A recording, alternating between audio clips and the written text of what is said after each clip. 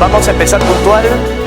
Todavía hay gente amiga que está en camino, pero por un factor, como digo, de puntualidad, vamos a empezar nuevamente con nuestras actividades, las conferencias, la difusión que procuramos realizar cada vez que visitamos, en este caso, España.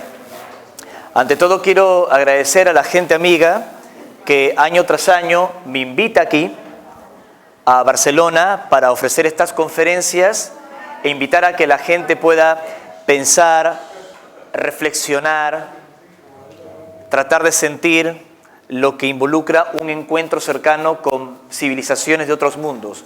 Ustedes ya conocen un poco mi humilde testimonio, mi experiencia, que está relacionada a ese contacto con civilizaciones de otras estrellas, y el día de hoy voy a tratar de compartir un poco lo que ha significado todo ese contacto, esa información, y también algunos temas que involucran lugares de poder, lugares bastante especiales de contacto, donde también hemos tenido la ocasión de investigar y asistir. Así que antes de iniciar esta charla, quiero agradecer bastante a la gente amiga del Espacio Elsa, a las personas que me han invitado para hacer esta difusión aquí en Barcelona y esta gran concurrencia. Así que un gran aplauso para esas personas por la buena onda que siempre me reciben. Es que a veces no se ve el trabajo de gente maravillosa que está detrás. Nosotros viajamos por todo el mundo, tratamos de compartir una visión lo más sensata posible en lo que se refiere al contacto con seres extraterrestres y su mensaje, pero si no fuera por la labor de gente amiga que nos apoya en la difusión de estos temas, obviamente personas como Ricardo González no estaríamos aquí. Vamos a ir al grano y les quiero contar una historia bastante interesante, una historia que sin duda es inquietante para algunos estudiosos, ya que relacionar el contacto con civilizaciones extraterrestres, con seres que están visitando la Tierra desde hace mucho tiempo, con lugares en concreto, lugares de poder, que yo le llamo portales del tiempo, que no solo existen en Egipto o en el Perú, como algún esotérico pudo haber pensado en algún momento, son lugares que están repartidos en todo el mundo, incluso también aquí en España. Y la pregunta es, ¿por qué nuestros ancestros, nuestros antepasados, sabían que esos lugares de poder, esos lugares mágicos, esos portales del tiempo, como les denomino, estarían conectados con civilizaciones de otros mundos, con portales dimensionales, aunque esto suene realmente tirado de los cabellos? ¿Y cuál sería el punto de conexión en esta época que estamos viviendo? ¿Por qué hoy por hoy la gente se está acercando un poco más al mensaje de que no estamos solos en el universo? Porque hay como un clic aparentemente mágico en la humanidad en este momento para tratar de ver algo más allá de la materia, algo que nos ha sumido lamentablemente la materia en un comportamiento mecánico, lento, triste y sin emoción. ¿Será acaso que nos estamos volcando a temas espirituales, a temas de contacto, a civilizaciones de otros mundos como una vía de escape? No, en absoluto. Sino que la presencia de civilizaciones de otros orbes, estrellas, astros, nos está recordando que nosotros somos parte también de eso. Sé que suena bastante difícil hablar de este tema. A mí, en mi país, en el Perú, me echaron del trabajo por aparecer en la televisión contando mi experiencia de contacto. Yo hoy soy un hombre de 41 años, pero empecé en estos temas en la adolescencia. Primero, teniendo sueños como cualquier persona común y corriente, vinculados estos sueños a los no identificados, para mí eran solo sueños. Luego, avistamientos de objetos anómalos, que no eran satélites, aviones o algo que yo pudiese identificar. Luego avistamientos mucho más cercanos, incluso a plena luz del día.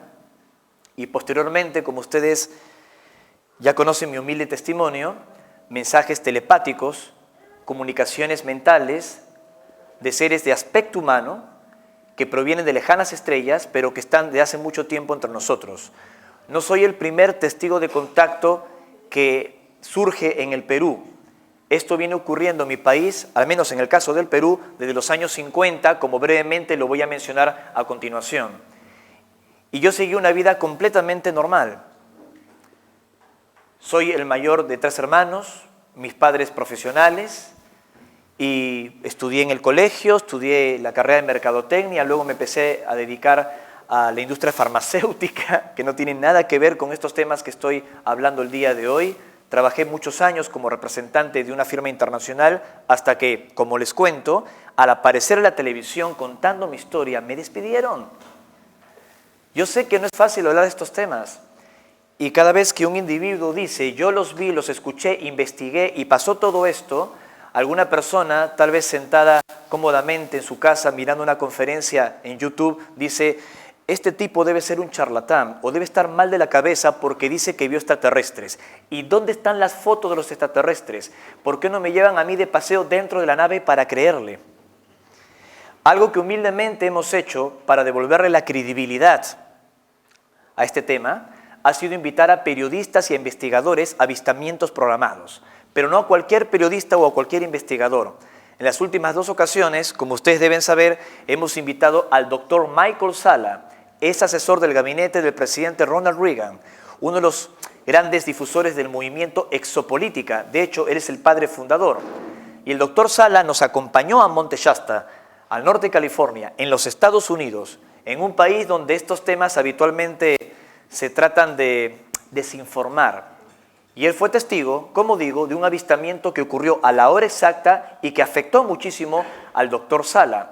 Y posteriormente, la periodista OVNI, Paola Harris, que ustedes la deben conocer, ya que en un gran congreso de Exopolítica que se celebró aquí en Barcelona, para ser más exacto, creo que fue en Sitges, ¿verdad? Paola Harris fue la asistente del astrónomo norteamericano Joseph Allen Hynek, astrofísico, el que creó el término encuentros cercanos del tercer tipo, para que tengan una idea. Solo que ella no vivió una película como el film de Spielberg, sino que nos acompañó un contacto programado ya en 2 ocasiones, no una, 2 ocasiones en Monte Shasta, y no solo vio una luz en el cielo, no solo tuvo un avistamiento, sino que la periodista Harris vio físicamente a Antares, el ser extraterrestre de aspecto nórdico que mide más o menos 2,70 metros de estatura y está en contacto con nosotros. Es cierto que para los escépticos no tengo la foto abrazado con Antares, una selfie con Antares, para subirla a Twitter y Facebook y que se queden más tranquilos. Pero tanto Harris como un puñado de testigos, más o menos unas 10 personas, hemos visto recientemente en un nuevo contacto programado, el pasado mes de septiembre, a Antares en Sandflat, una meseta que se encuentra a unos 2,000 metros de altura en Monte Shasta. Hemos dado evidencias de que este vínculo con los extraterrestres es real. ¿Pero para qué? Solo para que las personas que se acercan a estos temas digan el testimonio de Ricardo González es auténtico o de cualquier otro testigo. Obviamente que no. Hacemos todo esto porque hay mucha gente que de pronto no se vio empujada, como fue mi modesto caso, a viajar por el mundo y contar su historia y dedicarme tiempo completo a ello, para invitar a que la gente piense, no a que crea. Sé que hay muchas personas que de pronto están sentadas aquí en este auditorio y han tenido contactos, experiencias y han sido ridiculizadas.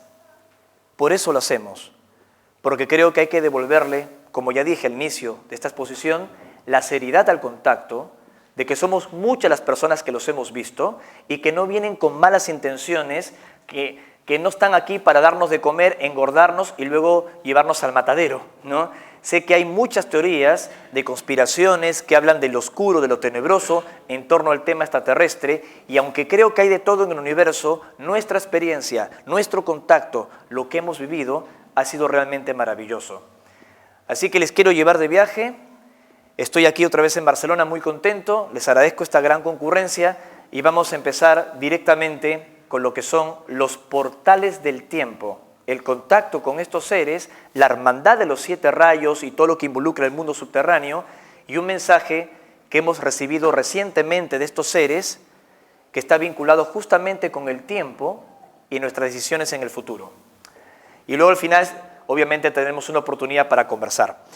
Así que si podemos apagar los teléfonos móviles y empezamos con esta charla de las puertas del tiempo.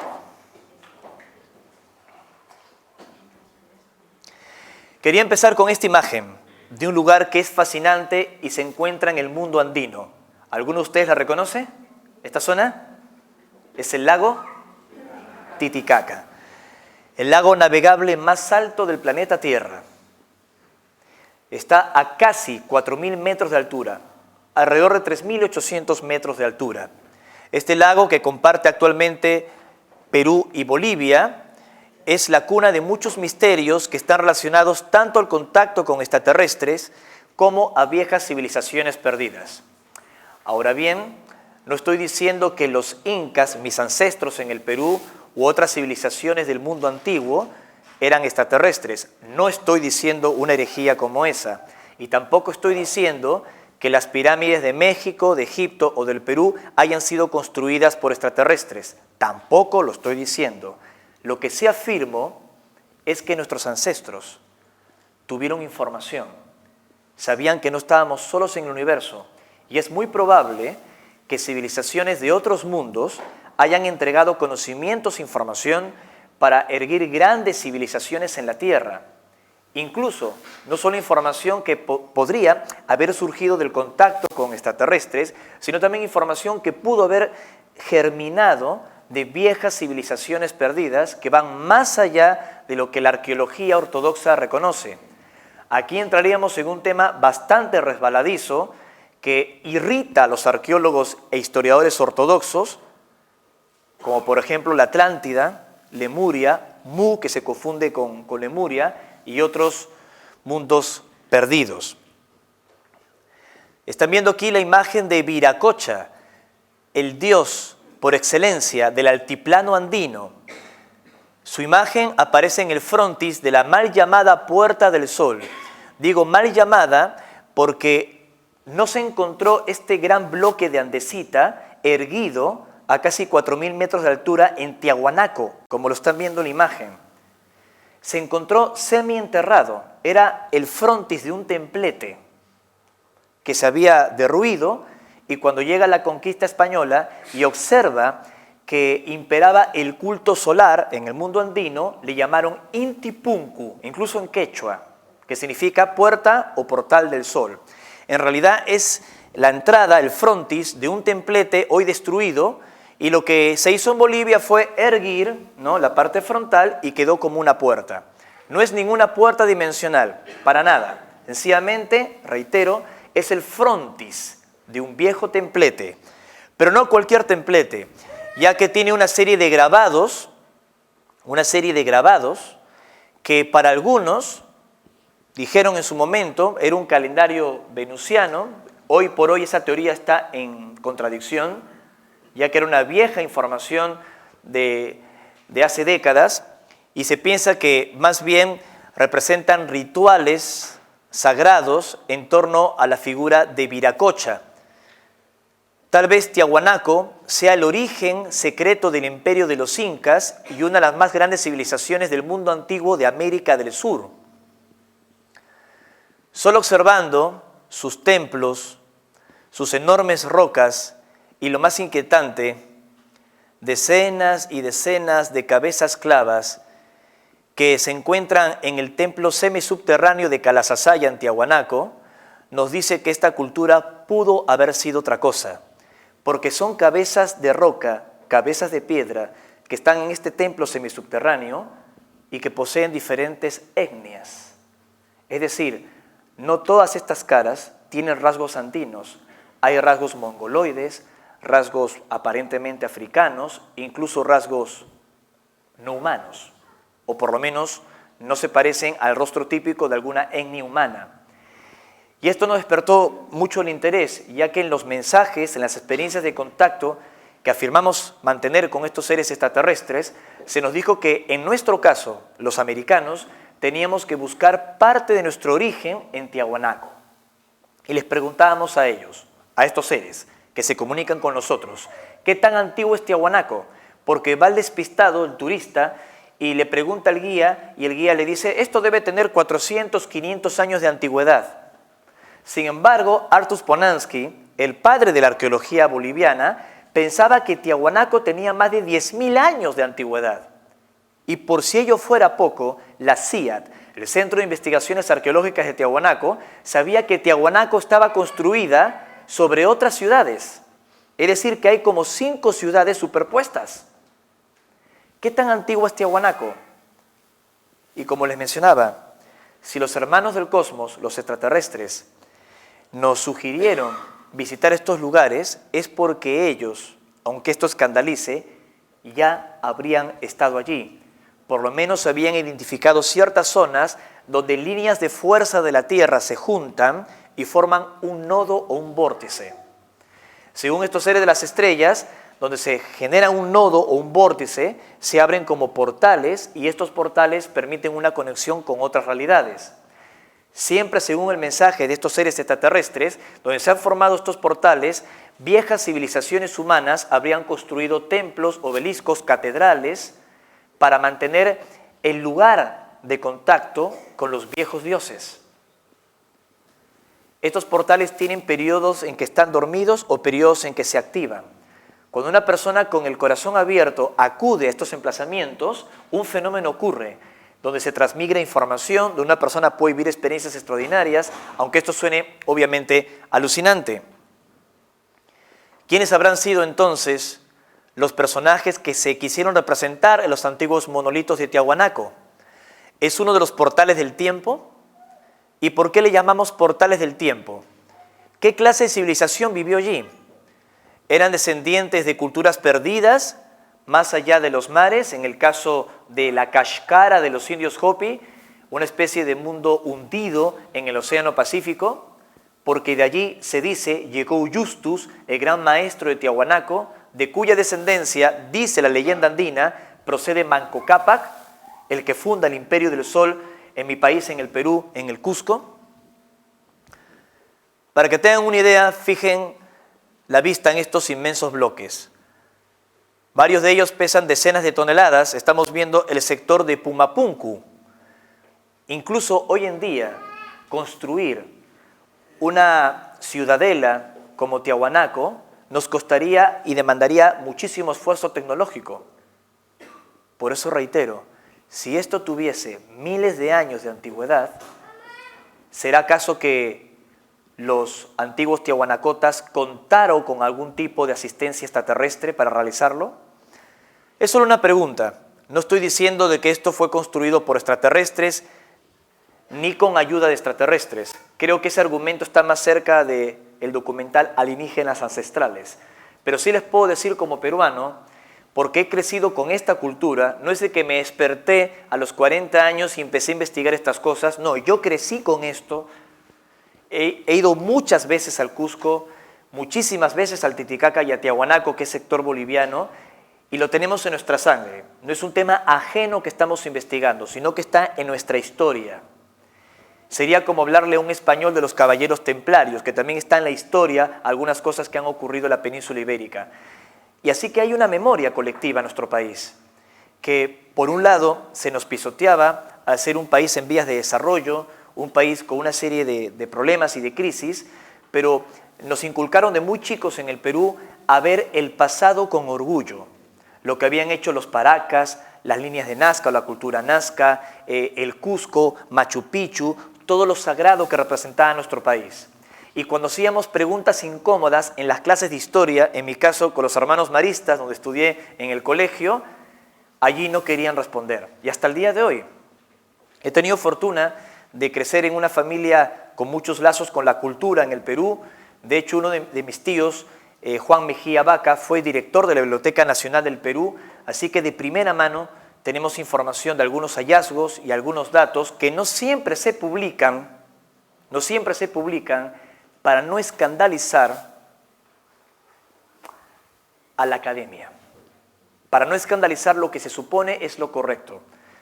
Sé de casos concretos donde algunas subvenciones se quitan si es que uno publica tal artículo que cuestiona el pasado ortodoxo peruano. Y quienes investigan de estas cosas saben que no exagero. Pasa en Egipto, pasa en México, pasa en Bosnia también.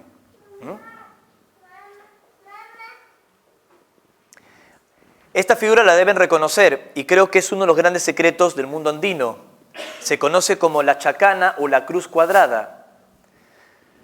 Varios investigadores, como el señor Milla, hicieron un gran trabajo en su libro Génesis de la cultura andina y posteriormente hemos podido redescubrir cómo, trazando la figura de la chacana, utilizando como centro el portal del tiempo de Tiahuanaco, se van formando vértices donde encajan huacas o lugares sagrados o lugares de poder que, de acuerdo al esoterismo andino, son otros portales de contacto con los Ñaupamachu o los Paco Pacuri, que es una forma de referirse a los maestros del intramundo, lo que en esoterismo algunos denominarían la hermandad blanca del mundo intraterreno, o también algún tipo de conexión con las estrellas. Algo que pocos saben es que la chacana podría ser una deformación de una figura muy conocida por nosotros dentro del contacto extraterrestre, y me refiero al tesseracto. El tesseracto o el hipercubo es una forma de comprender cómo un cubo que está en 3 dimensiones podría proyectarse matemáticamente en un universo de 4 dimensiones. Como digo, se le conoce como tesseracto o hipercubo, y los seres extraterrestres que están en contacto con nosotros lo utilizan en modelos mentales para co-crear realidades y controlar precisamente el tiempo. Si ustedes estiran el hipercubo, se genera una forma geométrica que es bastante similar a la chacana. Por eso no descartamos que la chacana podría ser una deformación de un hipercubo proyectándose en un plano. ¿Me explico? Como ejemplo, les muestro aquí a un personaje que ustedes conocen muy bien. Estamos hablando del gran Dalí, que ya hizo algunas obras representando el hipercubo, por ejemplo, la crucifixión de Cristo en un hipercubo, si ustedes recuerdan esa hermosa pintura, y aquí tiene una maqueta de un hipercubo que en este caso se encuentra estirado, que recuerda un poco, como ya dije, lo que es la proyección de la chacana. Si nuestra conjetura es auténtica, basada en información que hemos recibido de estos seres extraterrestres, tal vez lo que se está marcando al estirarse la chacana o tal vez un hipercubo en un plano son lugares de contacto, lugares de poder que en el caso del mundo andino justamente involucran enclaves célebres como Potosí, Tiahuanaco, Pucara, la Isla del Sol, Incahuasi, la línea de Nazca, Ollantaytambo, Machu Picchu. Obviamente que esto no puede ser una casualidad. Desde un punto de vista ortodoxo, la investigación de los portales del tiempo y su implicancia con un contacto extraterrestre es un delirio, un disparate. Incluso algunas personas que saben muy poco de la cultura de mi país se permiten opinar de que todo esto que estamos explicando no tiene ningún punto de conexión con el legado andino, y creo que están muy mal informados.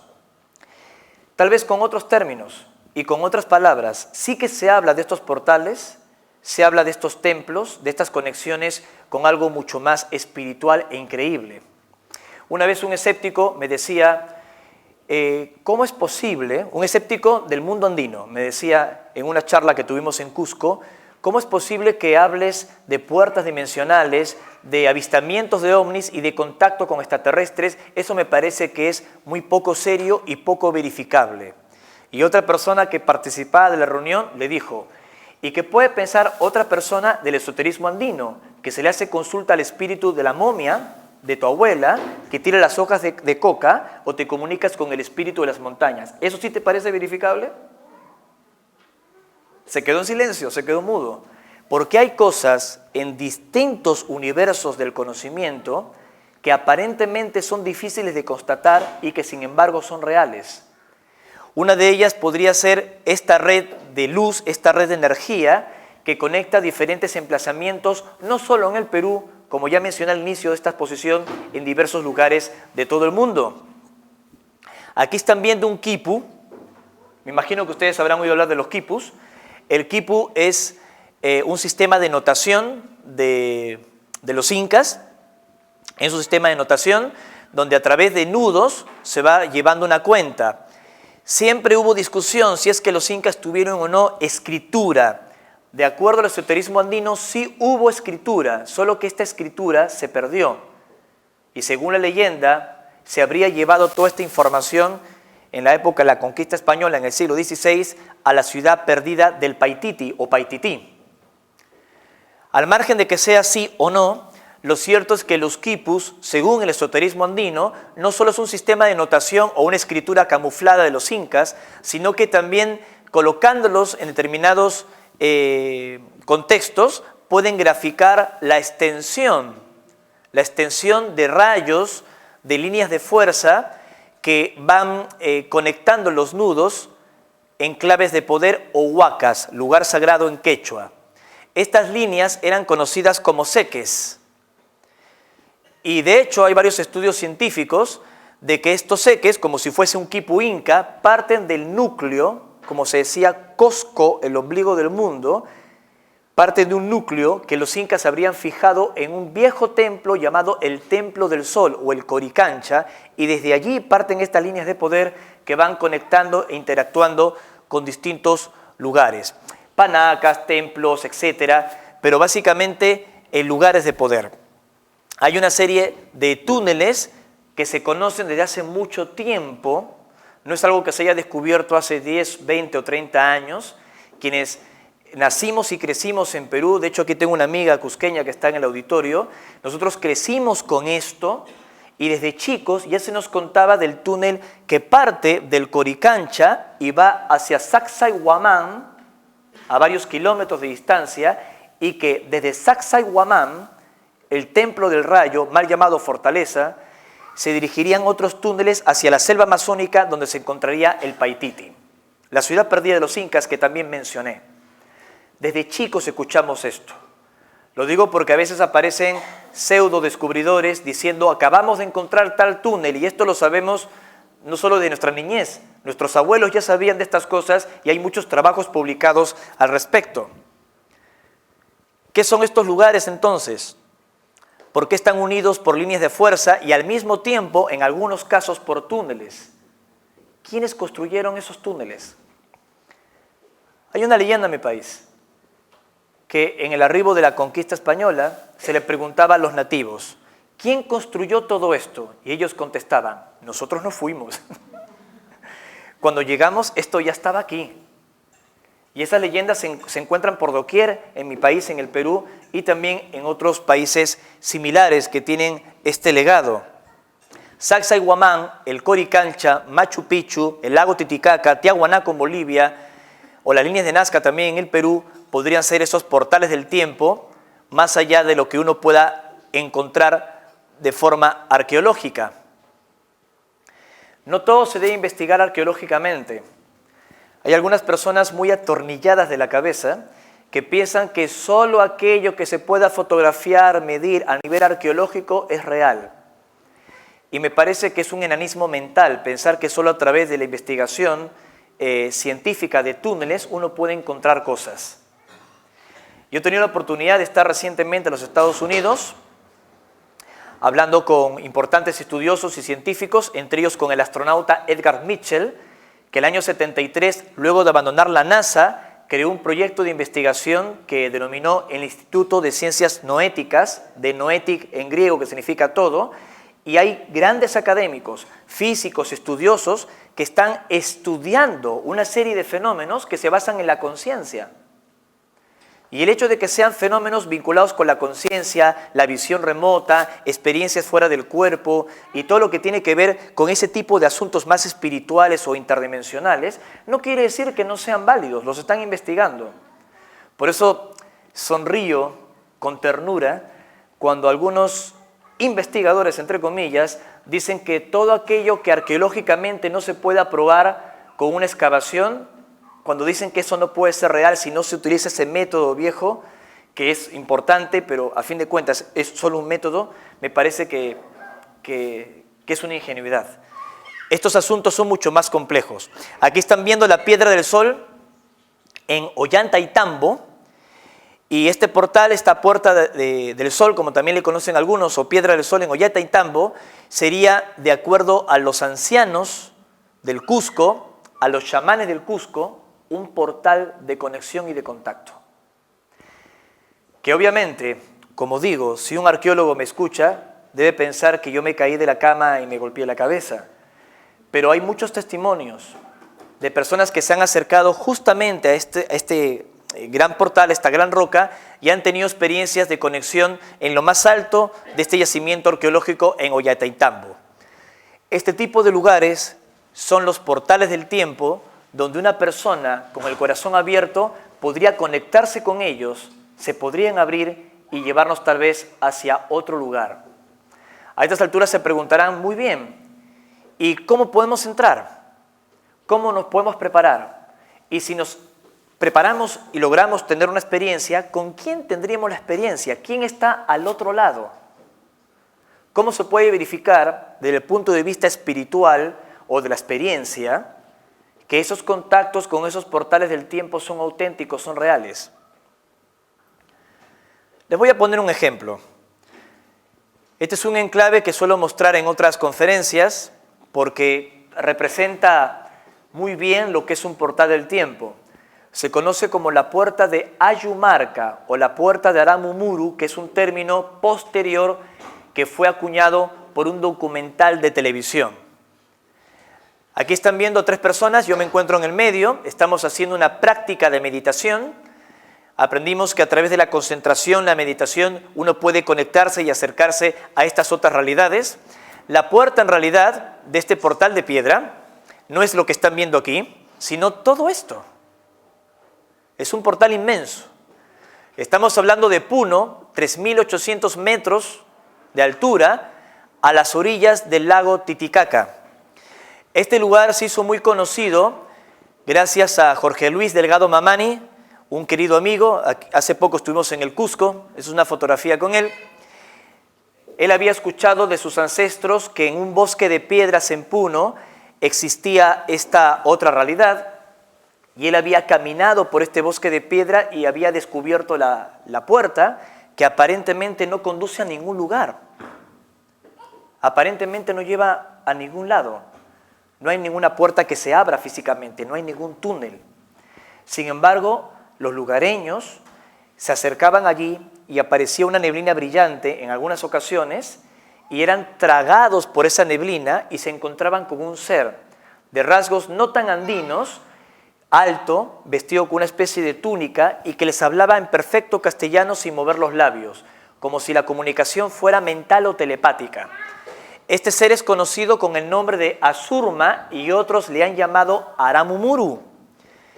Este ser fue el que protagonizó de alguna manera un documental que hizo un canal de cable y obviamente a raíz de esta información que estaba compartiendo el señor Delgado Mamani se le bautizó al lugar como la puerta de Aramumuru, que no es su nombre. Es más conocido como la puerta de Ayumarca o Wilquiuta, tiene diferentes nombres. Nosotros acudimos a este enclave en los años 90, cuando era muy visitado. Hoy hay gente que hace fila para tener su experiencia interdimensional. Y fuimos en los años 90 a investigar todo esto porque según los extraterrestres era un viejo yacimiento de contacto. Y si ven la fotografía de todo el emplazamiento de rocas, no es muy diferente a Montserrat.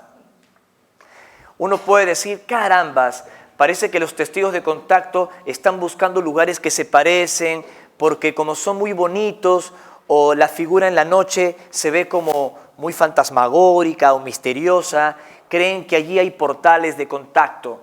No es así. Sabemos que son formaciones naturales, algunas volcánicas, otras por erosión, pero en esos enclaves, por alguna razón se parecen y también atesoran estos portales en el tiempo. Nosotros recorrimos en muchos de estos lugares y encontramos, realmente caminos en el medio de la naturaleza, no me refiero a esto que es posterior, en medio de la naturaleza, donde la gente se pierde. Esto es Ayumarca. Nos ha ocurrido que éramos 30 o 40 personas y estábamos caminando un trecho de 100 metros y nos demorábamos 2 horas para cruzarlo. No puede ser, ¿no? No te demoras 2 horas en cruzar 100 metros. O que giras a la izquierda y cuando vuelvas hacia atrás, tus compañeros del grupo no están. Y apareces de pronto a 500 metros. Nos hemos perdido muchas veces. También sé del caso de otros expedicionarios que van a estas zonas y no les ocurre absolutamente nada. Hay un mapa del siglo XVI que se atribuye a misioneros españoles, si mal no recuerdo, jesuitas. Un mapa vinculado a la leyenda del Paititi, donde se supone esos misioneros jesuitas españoles habrían ido a la selva de mi país a buscar esta ciudad perdida. Y luego de haberla encontrado o algún tipo de misterio, tal vez recopilaron información o lo que haya sido, ellos escribieron en el mapa: estos son los reinos del Paititi, donde el burgués solo encontrará comida y el poeta tal vez podrá abrir la puerta cerrada del antiguo del más purísimo amor. Aquí puede verse sin atajos el canto de los pájaros invisibles, donde el burgués solo encontrará comida.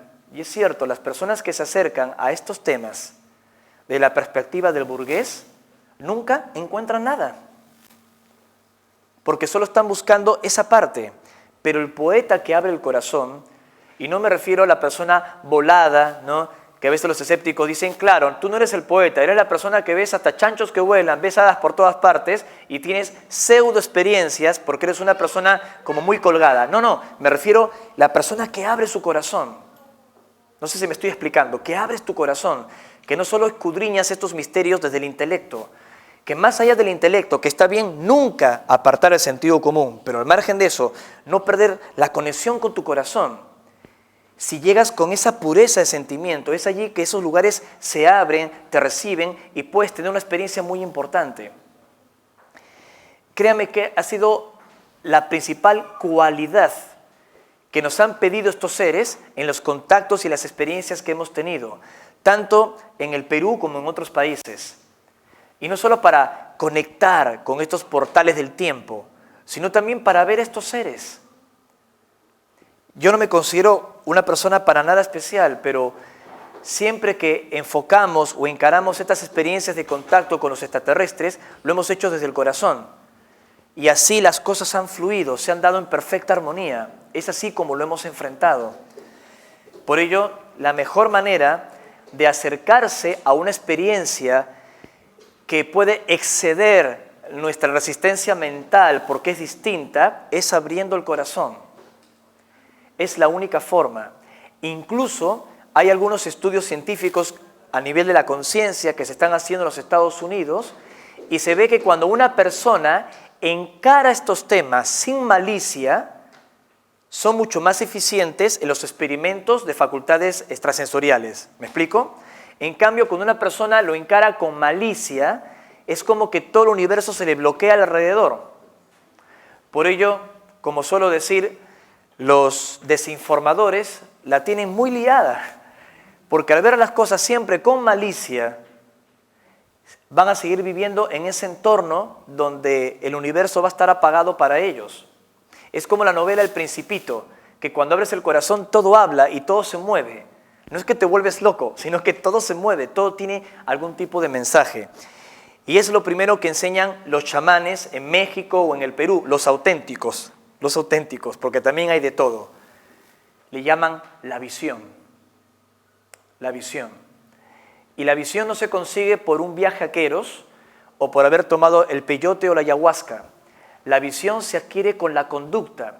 Tú no puedes hablar de haber adquirido la visión y ser una persona pues violenta, cuestionadora, una persona crítica, negativa, deprimida. Estos temas, siempre nos han dicho estos seres, tienen que basarse en un equilibrio que tiene que ver con el alma y el corazón. Por eso le hago tanto hincapié, porque más allá de estos datos de lugares de poder, de pronto alguno de ustedes tiene planeado ir a mi país, al Perú, y está anotando, voy aquí, voy allá, ¿no? Es distinto. Todo esto funciona de una forma completamente distinta. Este es un rostro ya deformado por el tiempo, no sé si lo notarán, los ojos, la nariz, los labios, de Asurma, o Aramumuru si quieren, que está enterrado muy cerca a la puerta de Ayumarca.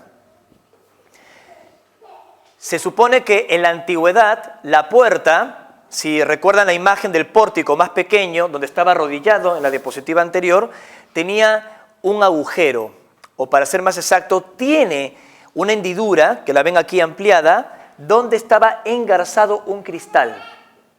Según la tradición andina, ese cristal era conocido como la diosa Umiña, y Umiña en quechua significa esmeralda, una piedra verde,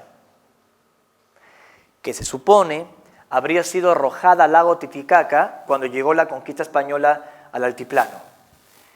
No sé si esto es auténtico, es una leyenda, pero me hace mucho ruido porque también se habló que el Santo Grial era otra piedra verde que cae del cielo luego de una batalla de ángeles, y en esa piedra verde se talla una copa pentagonal.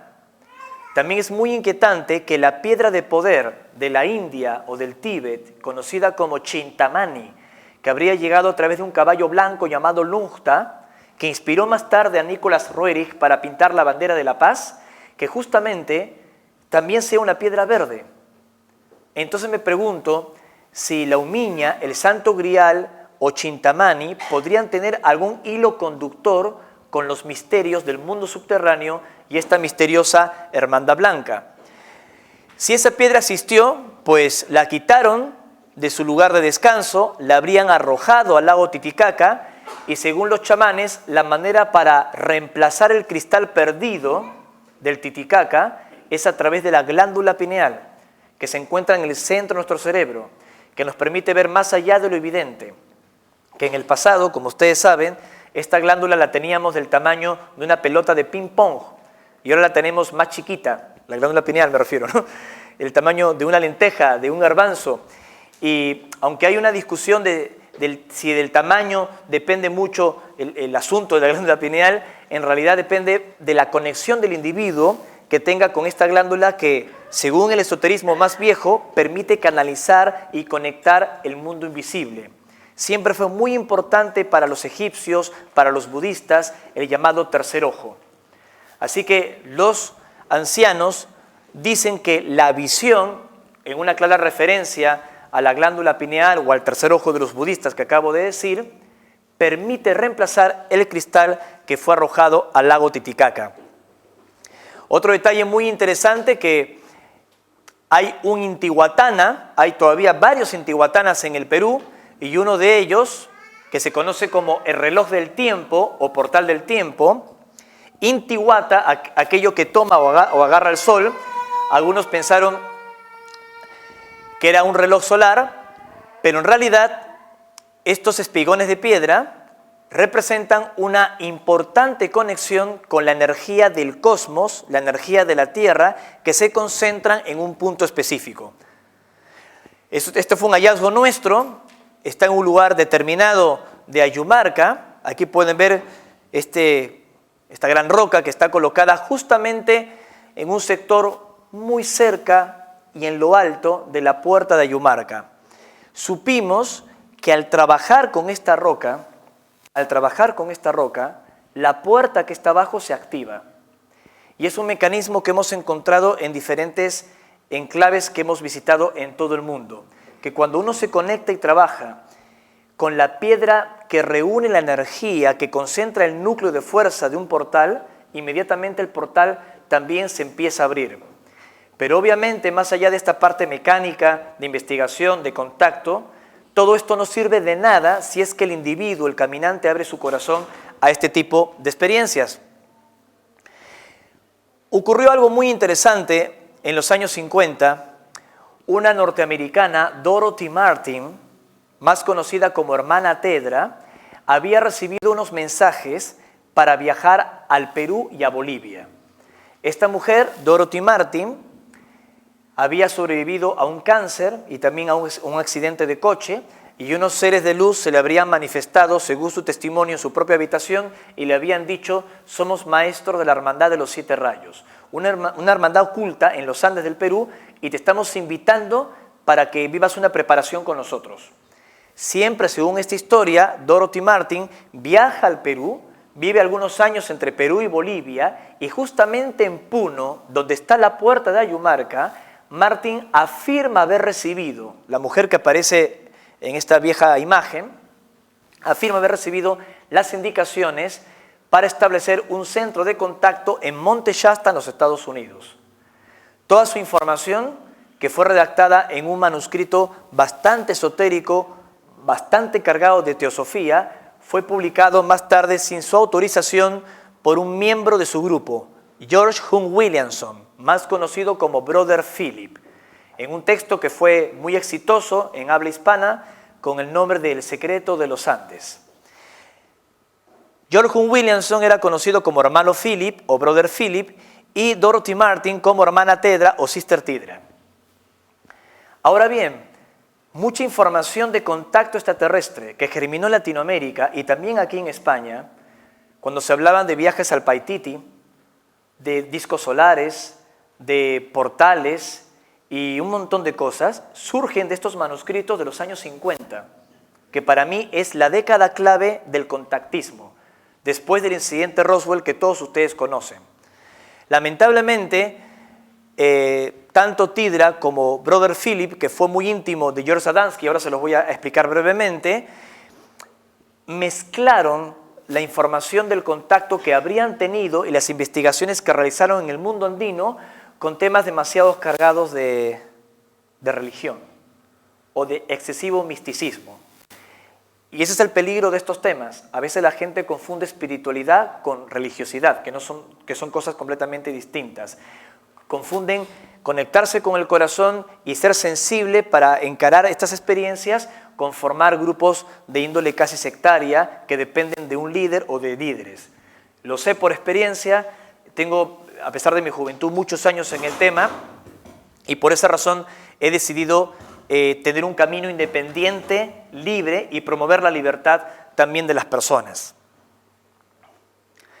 Este es Monte Shasta, para quienes no han visto alguna diapositiva de esta montaña al norte de California, donde, como ya les dije, invitamos a varios periodistas, investigadores a contactos programados. Este es el pico de Shasta y esto sería la Laguna Corazón, en un valle muy bonito con pinos muy cerca de la montaña. Aquí lo están viendo a George Adamski, el polaco nacionalizado norteamericano, que fue uno de los primeros testigos de contacto controvertidos que se dieron a conocer a nivel mundial. Él sostuvo haberse encontrado cara a cara con un ser extraterrestre en un desierto de California y uno de los testigos de este contacto que aparece recreado en la diapositiva fue justamente George Hunt Williamson, es decir, el compañero de Sister Tidra que viaja al Perú y visita aparentemente Puno, el Titicaca. Hay una discusión si es que llegó al Paititi o no. Mi querido amigo Renato Longato de los Estados Unidos me dice que hace varios años me contó esto, que había hablado con un estudioso norteamericano que le confesó que conocía a Williamson y que Williamson nunca viajó al Paititi y al muro de Puyaro. Sin embargo, yo tengo otras versiones que dicen que sí habría llegado. Lo cierto, haya llegado o no, él lo publicó en un libro hace muchos años, antes que cualquier grupo de contacto fuera a este muro de roca que yo he visitado en 3 expediciones diferentes. Lo que sí está probadísimo es que Williamson sí estuvo en Marcahuasi, a 4.000 metros sobre el nivel del mar, en el departamento de la provincia de Lima, en los Andes. Allí acompañó a otros estudiosos y se supone que tuvieron contactos y avistamientos en esta zona que también es considerada otro portal del tiempo. Aquí van a ver el rostro o el monumento a la humanidad, un rostro humano de perfil que está mirando hacia el horizonte. Aquí me encuentro de pie. Y en estos lugares también fuimos entrenados por los extraterrestres para tener experiencias de contacto y identificar aquellos portales que, como vengo explicando a lo largo de esta charla, nos fueron preparando para recibir información y conectarnos con otros entornos de realidad. Ustedes imagínense, éramos muchachos de 19, 20 años, la mayoría estudiantes universitarios, y la gente nos decía en Perú, ustedes están locos, ¿por qué el fin de semana se van a las montañas o a estos lugares gastando su poco dinero, ¿no? Porque muchos ni trabajábamos, algunos estaban a propina, otros recién estábamos empezando a trabajar de part-time en algún lugar y no están viviendo como un muchacho de su edad. Deberían estar en la discoteca, bailando, pasándola bien, y nosotros nos íbamos los fines de semana a viajar, a investigar. Esta es una foto de aquel entonces, no sé si me van a reconocer, estoy aquí, 20 años, ahí tenía 20 años, y este es mi primer grupo en Perú, grandes amigos, con los que hacíamos estos viajes, estas experiencias, y me preguntaban, ¿y para qué hacen esto? ¿Para ver luces en el cielo? ¿Para ver ovnis? ¿Para creer en tonterías? No, estos seres nos decían que estos viajes eran parte de un entrenamiento. Íbamos a estos portales del tiempo, como hoy les denomino, y al acampar en ellos, al meditar en esos enclaves, sin que esto signifique que estamos buscando afuera algo que ya tenemos dentro. Al ir a estos lugares, pasaban cosas. De pronto volvíamos con una información que no sabíamos de dónde había surgido. Sabíamos cosas sobre el lugar. Teníamos como una conciencia de otros detalles de información que con el tiempo, con hallazgos arqueológicos, con hallazgos científicos, confirmaban nuestras primeras sensaciones. Yo conozco muchos casos en el Perú donde sensitivos han encontrado lugares de poder y más tarde estos lugares de poder han sido encontrados por la National Geographic. Ese es el micrófono, no fui yo. Así que estas cosas empiezan con lo sensible. Y ustedes imagínense, el contacto no cambió mi vida, sino que crecí con esto.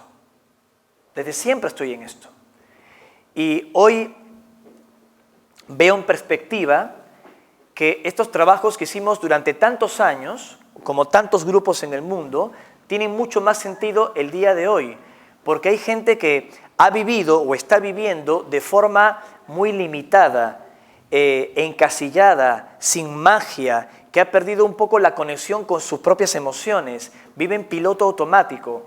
Y, por ejemplo, si yo estuviese aquí en Barcelona, que es una hermosa ciudad, pero tengo cerca a Montserrat, tengo relativamente cerca a Monte Perdido, que es el Monte Shasta de España, como suelo decir yo, y son lugares donde uno acude, puede meditar, pasear en esta naturaleza magnética, y es como recargar las baterías. Hay gente que me sonríe porque veo que lo hacen.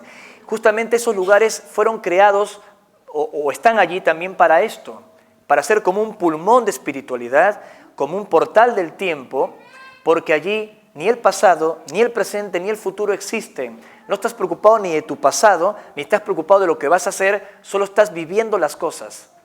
Y no hace falta aceptar de que existen seres extraterrestres o este tipo de informaciones para poder acudir a todo esto. No hace falta. Solo falta, y reitero una vez más, y disculpen que haga el hincapié, abrir el corazón.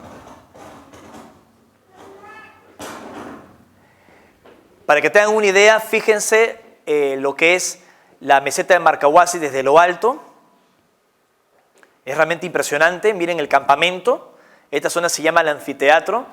Aquí se han dado muchas experiencias de contacto y una de las más célebres y controvertidas es cuando en los años 80, fortuitamente, una muchacha toma una fotografía y aparece en lo alto de una roca un ser de casi 2 metros de estatura con la mano levantada como saludando. Apareció en la tapa, ¿no? En la tapa de la revista Oiga, una revista política, un semanario de actualidad en el Perú, hoy tengo entendido desaparecido. La imagen no es trucada, es una imagen auténtica. Está en discusión qué es lo que fotografió la mujer. ¿Qué es lo que fotografió la mujer?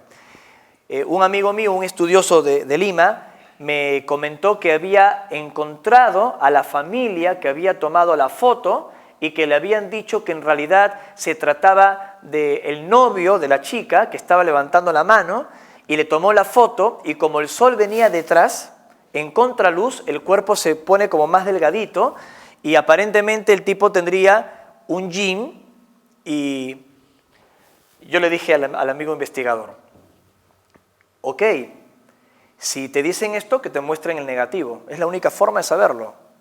Porque también conozco muchas campañas de desinformación. Tú no puedes afirmar algo si no te muestran el negativo. No sabemos qué cosa es esto. Pero eso sí, si es el novio de la chica, mide 1,93 m de estatura. Y les puedo asegurar que yo, que mido 1,73 m, soy considerado alto para un peruano. Así que dudo mucho que solo la luz en contraluz haya deformado también la cabeza, el cuello. Me parece que es una barbaridad. No sé lo que es, pero por lo menos es un fenómeno anómalo que popularizó otros los portales del tiempo, como es el caso de Marcahuasi. Ahora bien, pasemos a otra etapa de la charla. Creo que hasta aquí tenemos suficiente información de los lugares que nosotros investigamos y vivimos en el Perú. Ahora pasamos a algo más profundo. ¿Para qué? ¿Para qué? como traté de adelantarles un poco minutos atrás. La conciencia de estos conocimientos. ¿Para qué? La búsqueda de estas cosas. ¿Es un escape, como alguien dijo alguna vez? ¿O es tan solo recordar que nunca estuvimos solos y que nuestro planeta tiene ventanas, portales y lugares de conexión? Todo este asunto de los portales, o portales del tiempo, o lugares de poder, creo que es muy importante, pero también muy resbaladizo. Hoy por hoy, que está de moda, cada cierto tiempo ustedes verán que se anuncia en Facebook o se recibe por internet: hoy es el portal tal, tal, tal. Dentro de 6 meses es el portal tal, tal, tal. Y en esa fecha van a bajar todos los hermanos del cosmos y todos los intraterrenos se van a comunicar. Yo estoy empachado de portales, ¿eh? En esos últimos 3, 4 años hubo portales por todo lado. Y muchas veces las cosas que se anuncian que van a pasar en esos portales no ocurren. No suceden. Y bien caraduras, las personas que convocaron esos portales los vuelven a organizar. Bueno, en esta no ocurrió, pero en esta sí va a pasar. Bueno, en esta tampoco, en la próxima te aseguro que sí. Creo que también hay mucha confusión en estos asuntos y no quisiera que se mezcle lo que estoy tratando de explicarles con los portales del tiempo, con algunos fenómenos que también son reales, pero que en otras ocasiones, como digo, se han exagerado en las redes sociales. Tuve la ocasión de viajar en 2 ocasiones a la comunidad Queros.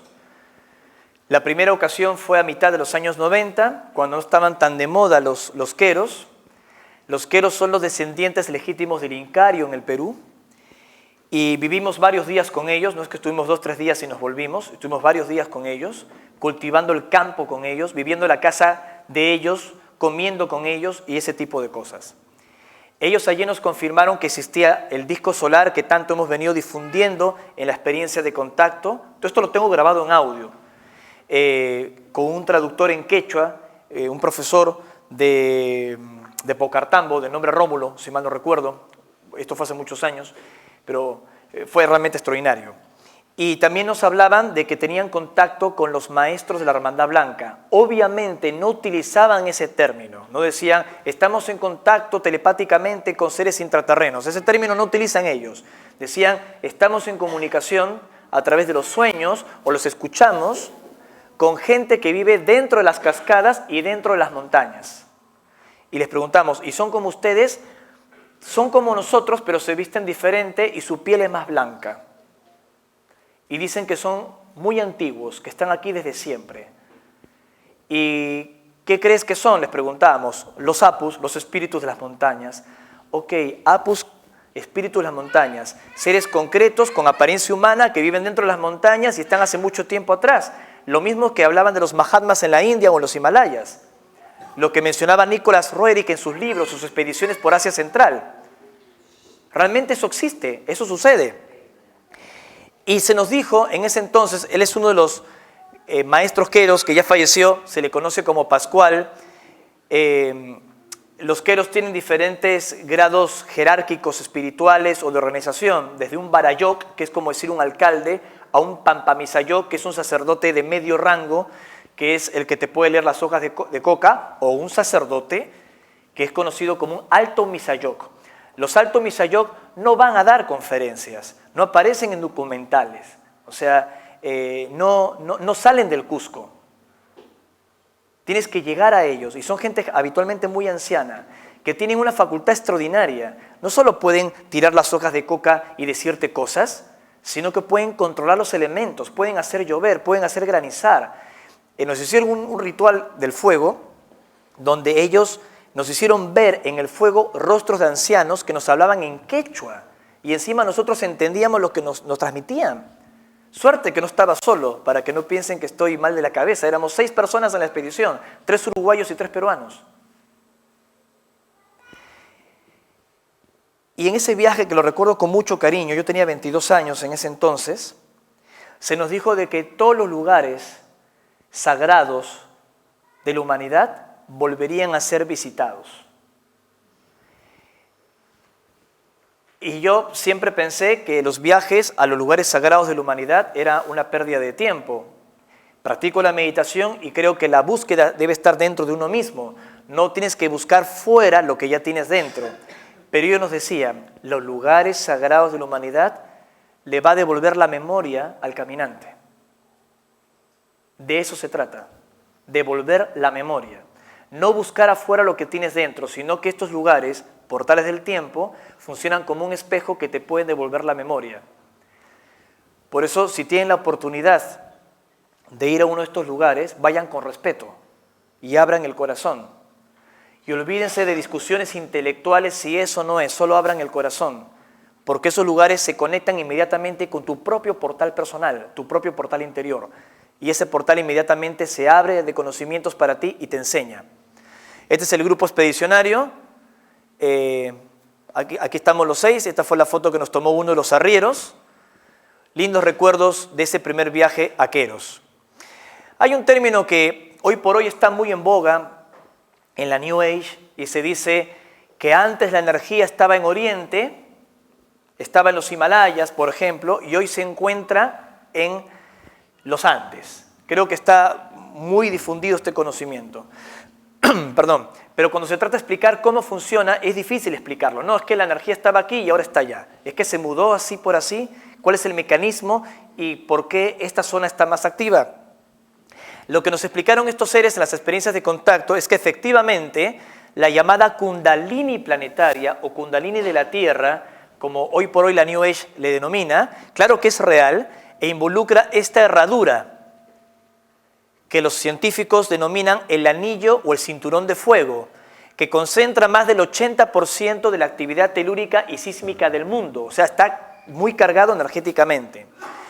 De acuerdo a ciertos estudios, la energía en actividad de este anillo de fuego, que está activo todo en realidad, pero la zona que está en mayor dinámica es esta, y viaja de norte a sur, no de sur a norte, sino de norte a sur, justamente desde la región de Monte Shasta hasta la península antártica.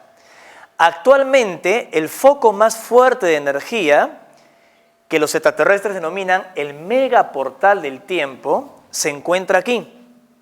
Involucra prácticamente 4 países. El sur del Perú, una parte de Bolivia, norte de Chile y un trocito de la Argentina. Este enclave, que lo van a ver ahora mejor aquí, tendría como epicentro las selvas del Paititi, el sur del Cusco, el lago Titicaca, el volcán Sajama y el desierto Atacama en Chile.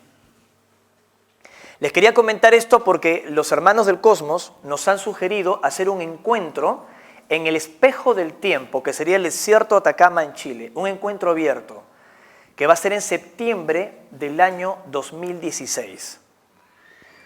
Así que si quieren venir y si sienten desde el corazón venir y compartir con nosotros, les estoy avisando con casi un año de anticipación que en septiembre del 2016 vamos a hacer un encuentro de contacto, de meditación en el espejo del tiempo, justamente en esta región del desierto de Atacama. Aquí lo están viendo desde arriba, ¿no? Que se ve la cordillera de los Andes, se ve el lago Titicaca y todo.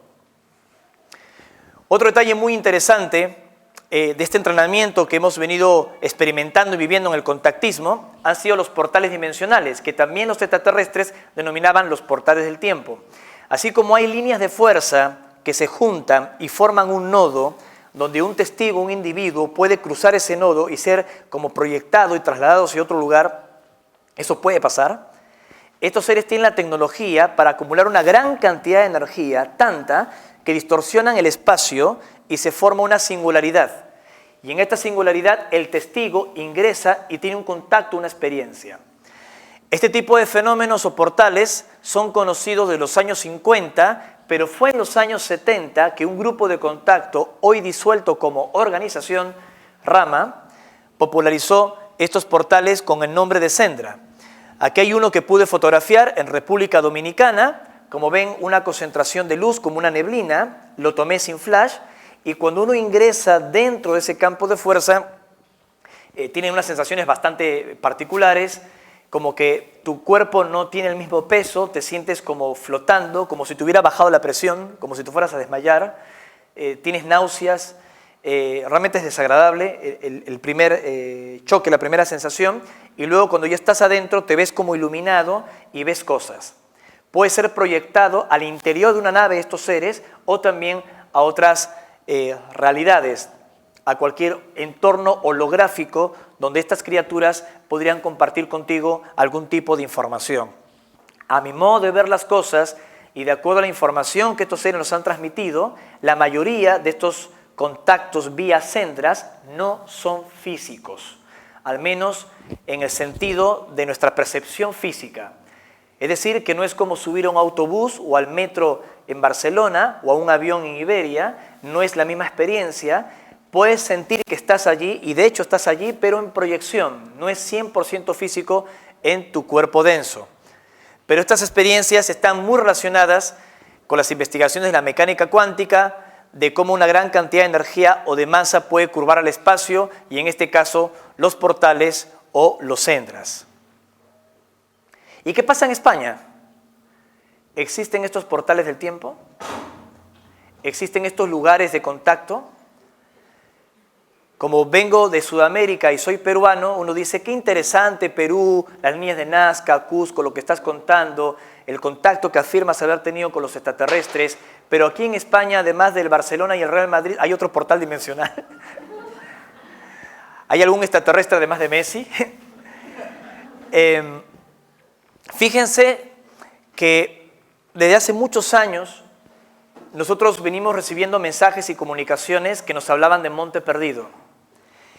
Y después de muchos años de estar recibiendo información de Monte Perdido, hemos concretado 2 grandes reuniones en el lugar donde hemos tenido experiencias muy bonitas. En esta última reunión, no recuerdo si éramos un grupo muy grande de personas, se dieron avistamientos, experiencias que la gente pudo verificar que realmente había actividad en la zona. Incluso los podíamos alumbrar con el láser y respondían con algún tipo de flashes y otro tipo de experiencias que fueron realmente muy, muy especiales.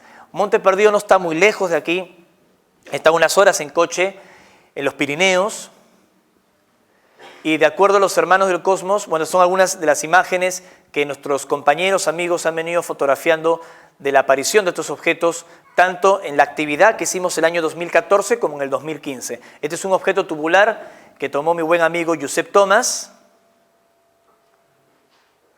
Esta es la reunión reciente. Éramos un grupo bastante grande, como pueden ver, aquí en los Pirineos. Otros amigos investigadores como Rosamari Paraíso, una queridísima amiga, es la que le lleva el sitio web al otro gran amigo como es JJ Benítez. Ella estuvo con nosotros y pudo fotografiar también algunos objetos anómalos en la zona, como pueden ver aquí, ¿no? Estos objetos forman parte de una civilización extraterrestre que conocemos con el nombre de los apunianos o viajeros en el tiempo, ya que hablamos de los portales en el tiempo. Estos apunianos nos han revelado algunas de las instalaciones o bases que ellos poseen en distintos puntos del globo. Y entre las bases que tienen los apunianos nos han marcado los Pirineos, especialmente la zona de Monte Perdido. ¿Cómo ingresan en esa base? Si hay una gran puerta física, realmente no lo sé. Solo sé que tienen una tecnología suficiente como para desmaterializar sus vehículos, entrar en estado de proyección dentro de un macizo de roca y materializarse tal vez en un espacio bastante amplio que podría estar debajo de los Pirineos. No se olviden que Monte Perdido es la montaña calcárea más alta de Europa, así que tiene una característica de túneles, de grandes cavidades subterráneas, donde estos seres podrían tener algún tipo de instalación o base. Monte Perdido, como digo, es el Monte Shasta de España y aquí estamos dirigiendo nuestros esfuerzos para que sea un lugar de entrenamiento de contacto, un lugar de conexión con estas energías. Y les adelanto que el próximo año, en el 2016, en el mes de junio, vamos a hacer un tercer encuentro de contacto allí en Monte Perdido. Y bueno, ¿qué les voy a decir de este lugar? Montserrat, que por excelencia es el lugar de contacto más próximo a Barcelona y uno de los lugares más importantes también de España y de Europa. Un lugar que también ha tenido como una nueva etapa de contacto. Tengo queridísimos amigos que están viviendo experiencias muy, muy bonitas cuando acuden a Montserrat, sobre todo por la noche y cuando hay poca gente, que ven luces que aparecen de la nada y surgen, pero no son luces en el cielo, sino luces muy cerca de las rocas, como si fuesen orbes de colores. Y estas luces no tienen que ver exactamente con un artilugio de origen extraterrestre, son como proyecciones, entidades, como ocurre también en la Argentina con el Cerro Uritorco o el Valle de los Terrones, la mítica ciudad intraterrena de Erx, como se le conoce. Cada vez que vengo aquí a España, me revelan el nuevo nombre de Montserrat, ¿no? Ya conozco como 8, ¿no? Porque va pasando el tiempo y se van recibiendo nuevos nombres, ¿no? Se van canalizando nuevos nombres. Pero quédense tranquilos que Montserrat no tiene ninguna crisis de identidad, ¿no? O sea, lo importante es que Montserrat es real, que Montserrat existe, que es un lugar de contacto, un lugar de poder, y también es un portal del tiempo para hacer trabajos y meditar allí, ¿no? De hecho, mañana vamos a estar allí también trabajando. Ahora bien, dentro del mensaje, llegando a este último trecho de la conferencia, antes de entrar a sus preguntas, dejé para el final algo muy importante. Cuando yo empecé con estos temas, solo tenía la conciencia de que no estábamos solos en el universo. Y para mí eso era suficiente. No hacía falta que algún medio científico confirmase esa certeza de que tenemos hermanos mayores en las estrellas. Yo sabía que era así.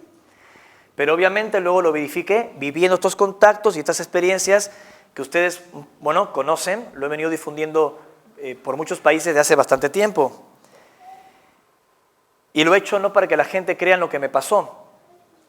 Lo he hecho para que la gente piense y la gente se anime a contar su propio testimonio. No tiene que pasarle lo que le sucedió a Ricardo, que perdió un trabajo y se dedicó a escribir y a viajar y a compartir todo esto. Sencillamente creo que entre más personas contemos lo que nos sucedió, y en mi caso personal, y lo digo con mucha humildad, que además nos hemos abocado a investigar y a cuestionar todo para no quedarnos solo en el testimonio de ir y contar, sino también corroborar e investigar, lo hacemos justamente porque este tema es importante. Porque creo que cuando era chico y tenía esa certeza de que no estábamos solos en el universo, me quedó corta la vara para medir lo que era este tema. Es mucho más amplio. Involucra la conciencia, involucra las profecías, involucra el escenario mundial de las cosas que están pasando. Muchas veces estos seres nos han anunciado acontecimientos que han ocurrido y yo me enojaba y decía, ¿y por qué no lo cambiaron ustedes? ¿De qué me sirve que el año 2001, en un contacto físico, cara a cara con ellos, en el desierto peruano de Chilca, fue el lugar donde empezó el contacto, ¿no? Donde tuve la experiencia del año 2001, me dicen que entre el 2 y el 12 de septiembre va a haber algo terrible, un acontecimiento en Nueva York y que llevará a los Estados Unidos a un conflicto bélico con Medio Oriente y que esto iba a continuar durante largos años. Y luego estoy en los Estados Unidos, aparezco en medios de comunicación, doy conferencias, en el Griffith Park llegaron cerca de 1.500 personas, gracias a una entrevista que me hicieron en un show de radio de Renan Armendáriz Coello y todo eso.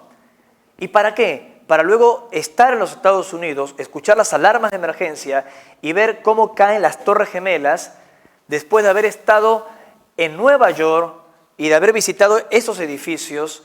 Y quienes han ido a Nueva York saben la cantidad de gente que se mueve en esos edificios. Yo me enojaba y decía, ¿para qué me lo contaron a mí y tal vez a tantas otras personas? ¿Para qué? ¿De qué sirve?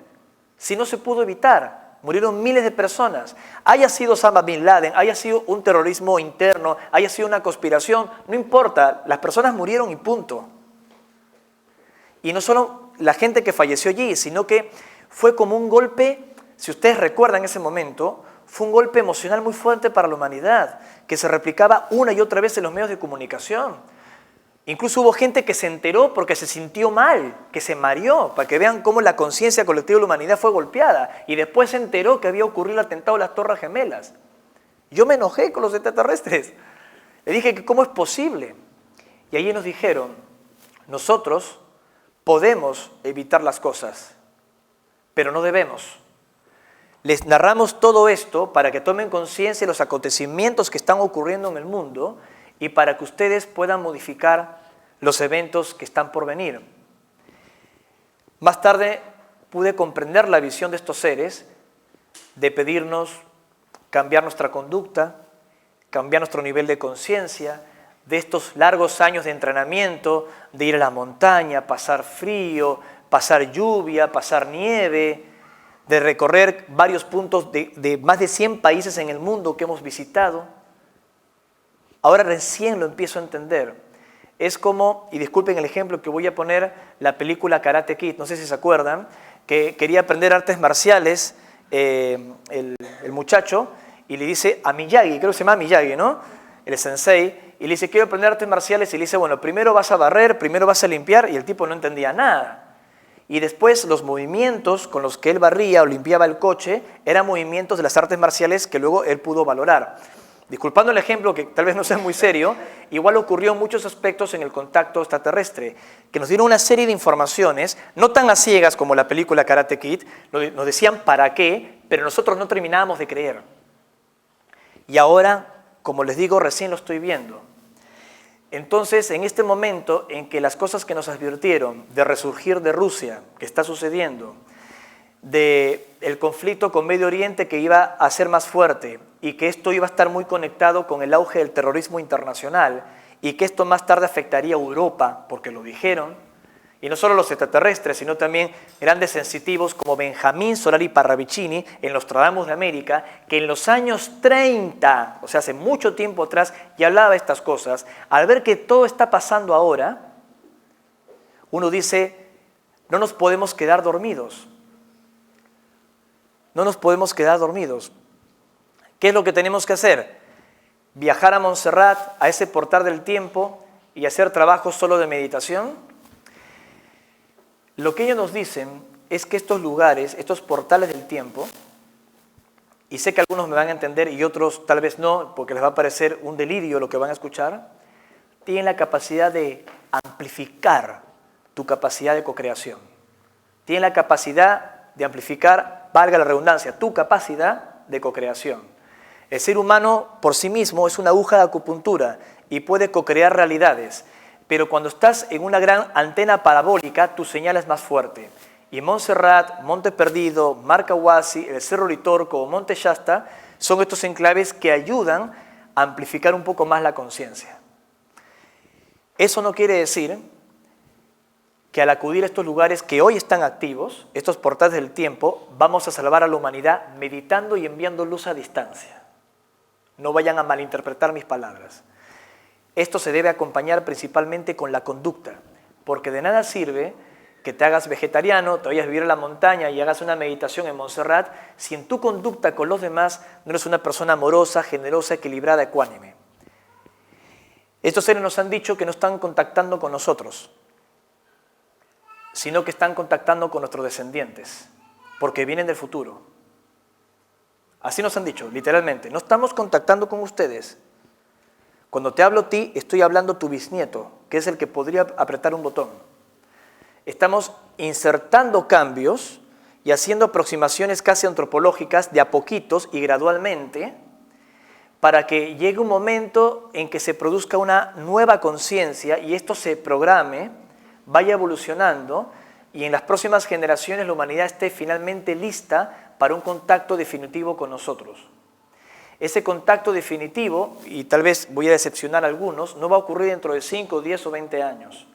Va a haber algunos acercamientos muy importantes, pero el contacto definitivo no lo vamos a ver nosotros. Lo van a ver nuestros descendientes.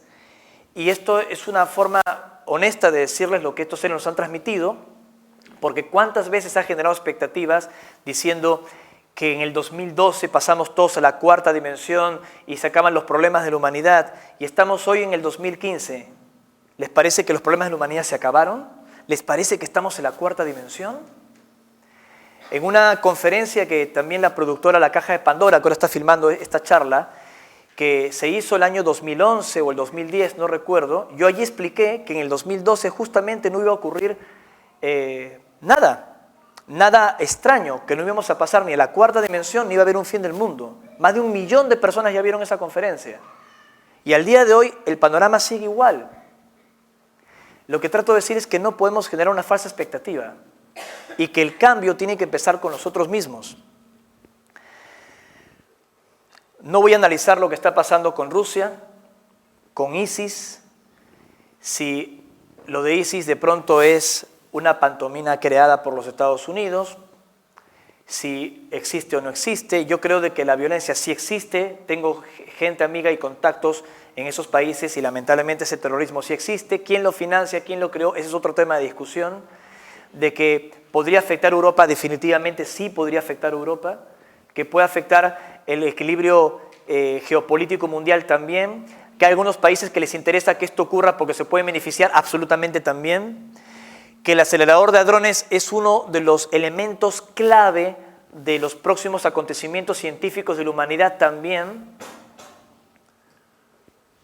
Pero básicamente lo que nos dicen estos hermanos del cosmos es que antes de intentar abrir una gran puerta en el tiempo con nuestra tecnología, tenemos que conectarnos con las puertas del tiempo en nuestro propio corazón y las puertas del tiempo del planeta.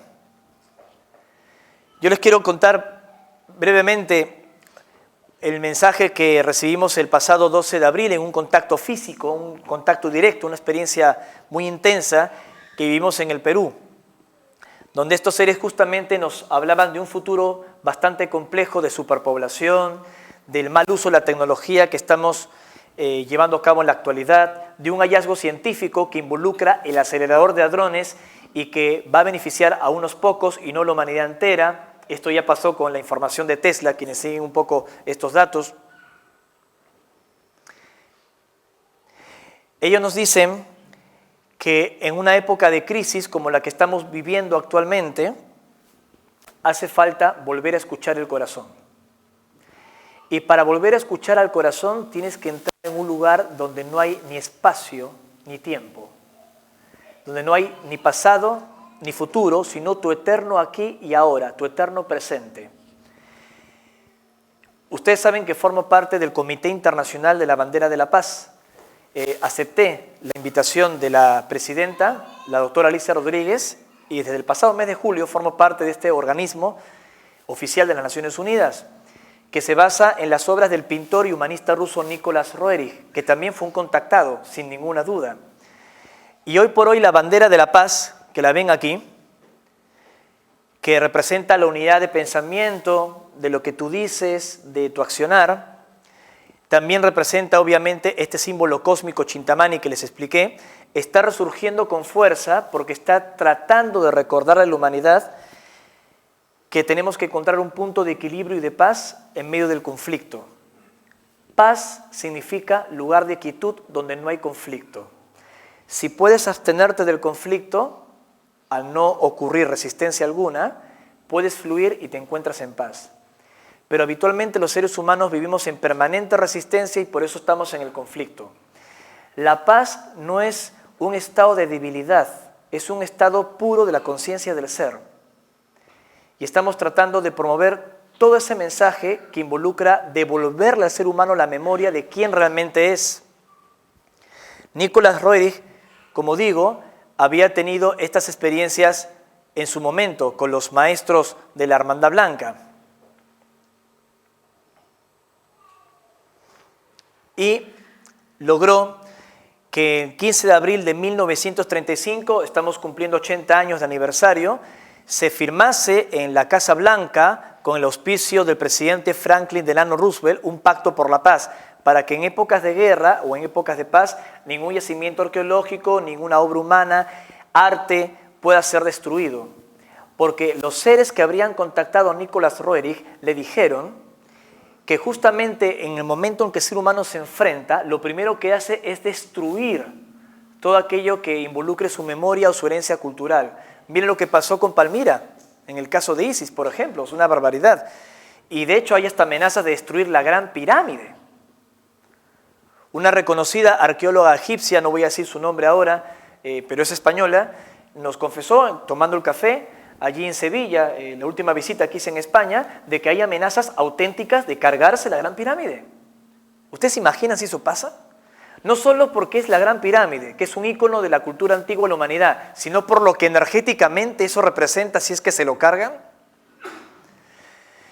Entonces Nicolás Roerich, como les había mencionado, logró representar la bandera de la paz en base a una pintura que él había visto en Mongolia y en el Altai con estos tres círculos encarnados, que es la piedra Chintamani, que es traída del cosmos por el gran caballo de los vientos Lunta, y estos tres fragmentos se separan y van recorriendo la humanidad en épocas de crisis.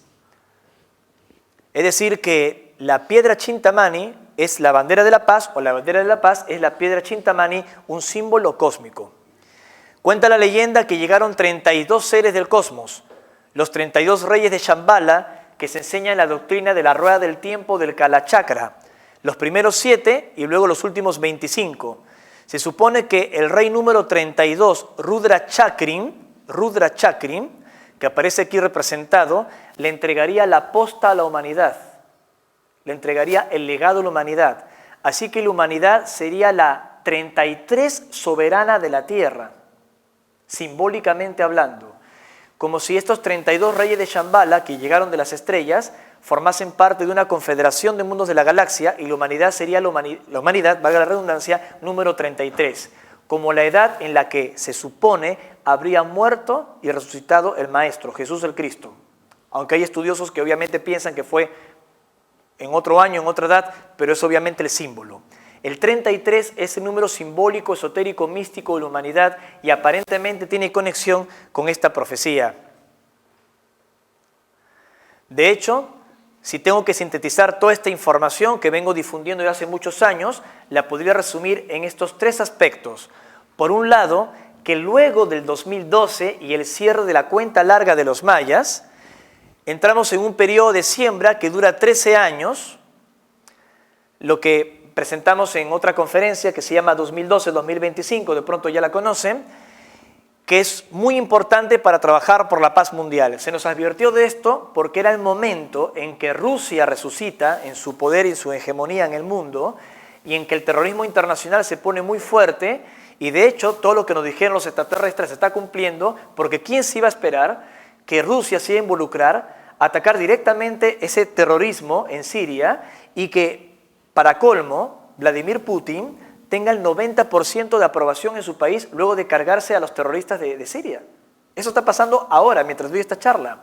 Y paralelamente la tensión con los Estados Unidos y otras cosas que no quiero comentar en mucho detalle aquí para no bajar la vibra, ¿no? El año 2027 es el año del test, no sabemos exactamente por qué, pero de acuerdo a los hermanos del cosmos puede ser un año de una prueba muy grande para la humanidad, que de acuerdo a los datos que nosotros disponemos, la vamos a superar. O sea, no va a ocurrir nada negativo y nada malo el año 2027. Esto lo aclaro porque algún estudioso me quiso sacar de contexto diciendo Ricardo González afirma que en el 2027 va a ocurrir una catástrofe en la humanidad. Yo nunca dije eso. Dije que es una fecha que han marcado los hermanos del cosmos, donde sí hay algunas situaciones indóciles que podrían suceder y que estamos trabajando justamente en este periodo de siembra para que no ocurran. Las profecías son advertencias de lo que puede suceder, y a través del ejercicio del libre albedrío el ser humano puede modificar todo eso. Y finalmente, cuando termina el reinado de Rudra Chakrin, rey 32 de Shambhala, se supone que alrededor de esta fecha, entre 2400, terminaría el proceso de aprendizaje de la humanidad. Sí, varios me ponen esa cara. Estaba tan interesante la conferencia, ¿no? Venimos todos acá a poner la mejor onda, con tanta información y cosas tan interesantes, y me vienes a decir que todo esto termina en el 2400, mejor yo me voy de reventón aquí en Barcelona, ¿no? Y dejo a que mi bisnieto salve el planeta. ¿Yo qué hago acá entonces en la conferencia? Primero, estamos en una línea de tiempo en donde las cosas se pueden acelerar. Y esto puede ocurrir en cualquier momento. Y segundo, cuando construyes un edificio, ¿cuál es la parte más importante? La base. Y esa base la construimos nosotros. Esa base la estamos construyendo nosotros. Es verdad que para nosotros son siglos de proceso, como los escépticos que dicen, pero desde la época de Roswell, el de los años 40, sigue hablando de contactismo de extraterrestres y seguimos en las mismas. Para nosotros pasaron 80 o 100 años, si quieres. Pero para estos seres fue hace 5 minutos, hace un instante. Tienen otra conciencia de las cosas. Nosotros vivimos 70, 80, 90 años, pasamos por la muerte y nuestra vida es un suspiro, un proceso. Por ello tiene mucho sentido lo que nos han enseñado estos seres cuando nos explicaban de que no están contactando exactamente con nosotros, sino con nuestros descendientes. Aquí estoy en el desierto de Gobi, en Mongolia. Por si acaso soy el de aquí, ¿eh? Si fuera el de aquí es porque comí mucha empanada. Él es el lama Orondol, una persona maravillosa. Y obviamente producto de toda esta cuestión que está pasando en el planeta, vamos a hacer un viaje por la paz, 14 personas, a 2 portales del tiempo. Por eso les quería explicar cómo funciona todo esto para que entiendan el objetivo de los viajes que hacemos. No porque vamos a buscar experiencias, sino porque tiene este mecanismo, esta dinámica.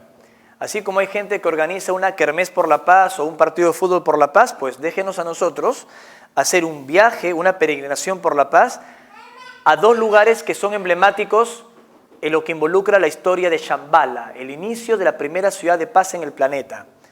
El desierto de Gobi, donde vamos a acudir el 1 de agosto del año que viene. Antes vamos a venir aquí a España y vamos a hacer el encuentro de contacto y por la paz en Monte Perdido. Y simultáneamente otro grupo partirá a Yarlu, en las montañas del Altai, donde estuvimos justamente el año pasado. Son 2 portales. Permítanme retroceder, disculpen la desprolijidad. Aquí van a ver que los monjes budistas del desierto de Gobi, en Mongolia, rodearon con estas estupas. ¿Me ayudan un poquito con el silencio para que se escuche, por favor? Aquí van a ver unas estupas, ¿no?, que están rodeando una zona de poder, una zona de contacto, donde hace 200 años un monje mongol, Danzan Rabja, tuvo un contacto, una experiencia con los señores de Shambhala, y a partir de esa experiencia que tuvo este monje mongol, los lamas, como les indico, sembraron estas estupas para marcar el perímetro de una zona de contacto, una zona muy especial. Curiosamente, en su contraparte, que está en el Altai, en Rusia, en Siberia, donde estuvimos el año pasado, peregrinos construyeron el mismo lugar, solo que con piedras, y marcando otro nodo de poder, otro portal del tiempo que está enlazado con el desierto de Gobi. Según los mensajes que hemos recibido nosotros, y esto lo pueden cuestionar, está todo bien, pero según lo que nosotros hemos recibido, el 1 de agosto del 2016, ambos lugares se van a conectar. Y por eso estamos yendo un grupo de personas a trabajar en estos 2 enclaves, pero cualquier grupo en el mundo que sienta ir a un portal del tiempo, también va a estar conectado con esta energía. Sé que suena muy New Age, y los escépticos en esta parte de mi conferencia se estarán frotando las manos. Lo dijo, está anunciando un portal. Lo que estoy anunciando es otra cosa. Lo que estoy anunciando es una oportunidad de trabajar juntos en una fecha para volver en luz al planeta. Nada más, solo estoy diciendo eso. Este es el portal o el lugar de contacto, como le quieran llamar, o el nodo de poder del Altai, donde estuvimos el año pasado, y justamente en el centro se encuentra esta roca que tiene el símbolo de Chintamani o de la bandera de la paz. En Perú, como les dije, lo dejé para el final, el pasado 12 de abril fuimos invitados para un contacto extraterrestre, justamente esta región, que es el Nevado Huascarán, que es la montaña más alta de los Andes peruanos. En ese contacto teníamos la oportunidad de entrevistarnos con Antarel e Ivica, seres extraterrestres de Alfa Centauro que están en comunicación con nosotros de hace mucho tiempo. Las naves de estos seres ya han sido fotografiadas de los años 60 en el Perú, imágenes bastante claras, registradas incluso a plena luz del día. Los primeros contactados en mi país hablan de estos seres altos, de aspecto nórdico, que se comunican telepáticamente, son los campesinos de esas montañas. Un contacto que empieza en los años 50. En los años 60, un técnico de planta, Vlado Kapetanovich, se apaga la planta hidroeléctrica y él sale para ver qué había ocurrido. Era de origen yugoslavo, pero vivía en el Perú, y se encuentra con una nave que estaba posada en el suelo y unas criaturas fuera de la nave. Ellos se acercan y le dicen: somos extraterrestres. Kapetanovich, el yugoslavo, en mi país, se pone nervioso y dice: ¿qué extraterrestres ni qué 8 cuartos? Ustedes deben ser alemanes nazis que me están persiguiendo, porque el tipo había peleado la Segunda Guerra Mundial, y se acerca a la gente de la planta y le dice: ingeniero, estos seres son extraterrestres, los conocemos, como ustedes lo conocen. Y es que esta gente de las estrellas descendía a las montañas y curaba a los hijos de los campesinos. Entonces Kapetanovich, con toda la experiencia, habló de los campesinos y de los contactos que él también tuvo, y de los años 60 el término Apu para referirse a estos seres se conoce. ¿Por qué? Porque los primeros contactados, los campesinos, les preguntaban a estas criaturas: ¿y ustedes de dónde vienen? Venimos de las estrellas, pero realmente nuestras bases están dentro de las montañas. Ah, ¿ustedes vienen de las montañas? Sí, venimos de dentro de las montañas. Ah, decían los campesinos, entonces ustedes vienen de los Apus, porque en mi país, Apu es un término quechua que se refiere al espíritu de las montañas. Por eso el término apuniano se hizo conocido así, primero en los años 50, luego la difusión que hizo Vlado Kapetanovich en los 60, en los 70 con grupos de contacto como el Grupo Rama en el Perú o el Grupo Aztlán o Aztlán, si mal no recuerdo, aquí en España, pero todo empezó en Perú en los años 50. En una zona que se llama Ichikpuna, donde había una roca, esto lo voy a narrar rápidamente, el 12 de abril me habían acompañado un grupo de amigos, yo me acerqué solo a la roca, que el contacto tenía que ser así me habían citado. Yo ingreso a la piedra y cuando toco la piedra sale una luz muy fuerte que me arranca hacia adentro y me lleva al interior, y sé que esto suena una locura, pero fue lo que me pasó, me lleva al interior del Huascarán. Veo una gran formación inmensa de figuras geométricas que estaban unidas entre sí en perfecta simetría y un pulso débil blanco celeste. Y frente a mí habían tres seres de aspecto humano, uno de ellos ya lo conocía. Estas son psicografías que recrean la apariencia de estos seres. Antarel, mide casi 2,70 metros de estatura, un verdadero gigante. Y Vika, que es la que está a cargo de operaciones de estos seres, es una mujer de menor estatura, de 1,85 metros, 1,90 metros. Y otra mujer que no está aquí en la psicografía, que dice llamarse Aymana. Si bien es cierto, hemos visto a estos seres con testigos, hemos fotografiado y filmado sus naves, o hemos invitado a periodistas, el único pendiente que tenemos es la imagen directa de la tripulación, cosa que ellos no permiten porque no solo son extraterrestres, como vengo diciendo en esta conferencia, sino también temponautas, viajeros en el tiempo. Así que no pueden entregar, según ellos, una evidencia que genere algún tipo de paradoja o comprometa su tripulación.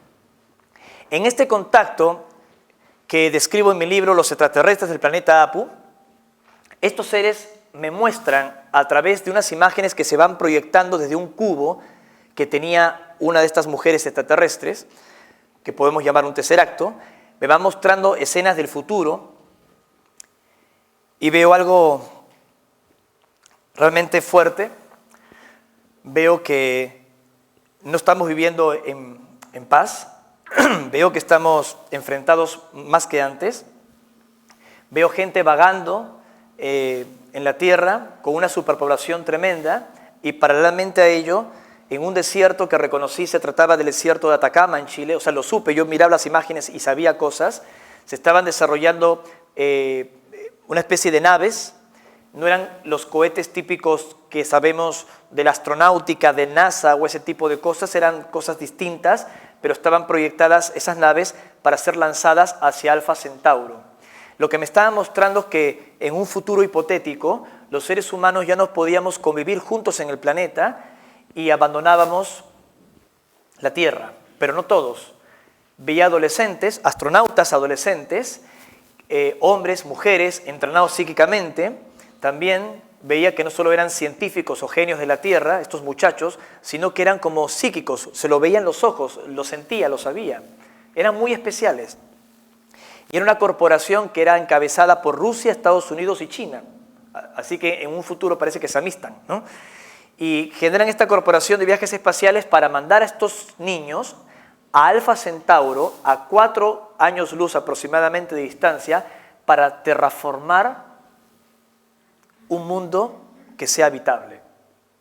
Sé que suena fuerte, pero fue lo que ellos me mostraron, que en el futuro los humanos abandonamos la Tierra.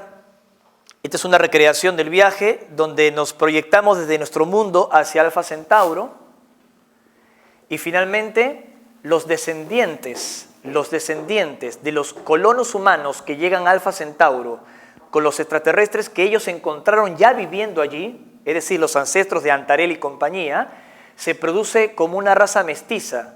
¿Me explico? Los descendientes de los humanos que fueron a Alfa Centauro con los extraterrestres que encontraron allí, y son esos descendientes, al menos en el caso de nuestro contacto, los que decidieron volver a la Tierra al pasado para advertirnos de estos acontecimientos.